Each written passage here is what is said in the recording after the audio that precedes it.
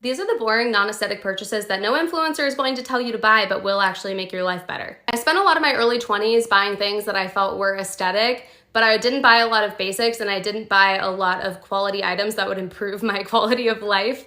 And so I'm gonna share them with the people now. If you're in your early 20s, like, stop buying another cute shirt from Target. You don't need it, you need these. Number one is a heating pad. And I know what you're probably thinking, Sarah, you didn't have a heating pad? And no, I did not. Growing up, I was always under the impression that heating pads were pretty much only used for cramps, you know, lady problems, girly things. And honestly, for most of my life, I haven't had too big of an issue with that. However, I did end up buying one on the recommendation of my chiropractor when I was doing photography and was destroying my body. The primary thing that I use this for is actually on my neck, my back, and my shoulders. And the improvement in the health and the relaxedness and the soreness of my muscles has skyrocketed. I would say if you have any tension in your neck, back, shoulders, or really anywhere, I would try using some heat, and a heating pad is a great option. If you don't have one of these, you need one. Kind of along the same lines, we have a massage gun.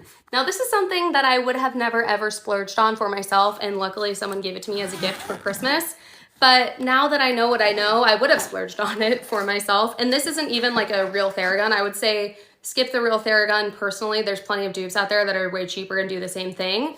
But these are amazing. Especially when I was running my full marathon, this thing saved my life. The next thing is buying hand soap in bulk. No more buying the cute little froofy Bath & Body Works hand soaps that you have to keep repurchasing all the time. If you really love that, that's great. But I just found that I would run out and then you do the whole thing where you like put some water in it and like shake it around. No. If you have this on hand, you will never need to buy hand soap. I buy one of these like once every 1 to 2 years maybe. We don't have a ton of people in our household, so that holds us over. But you fill it up, you maybe add a little bit of water so it just comes out of the pump easier, and you're good to go.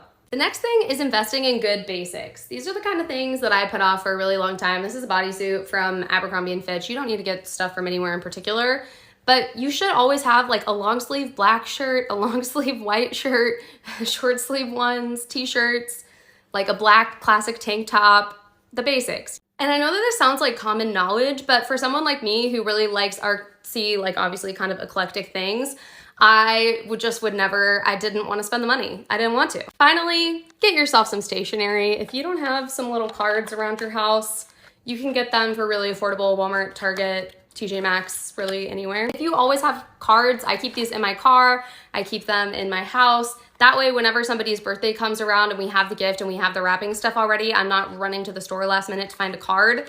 And I know that it's like a little bit more generic, but it is also more affordable, and it's just nice to have on hand. If you want to write a thank you card, a get well card, you always have a little something.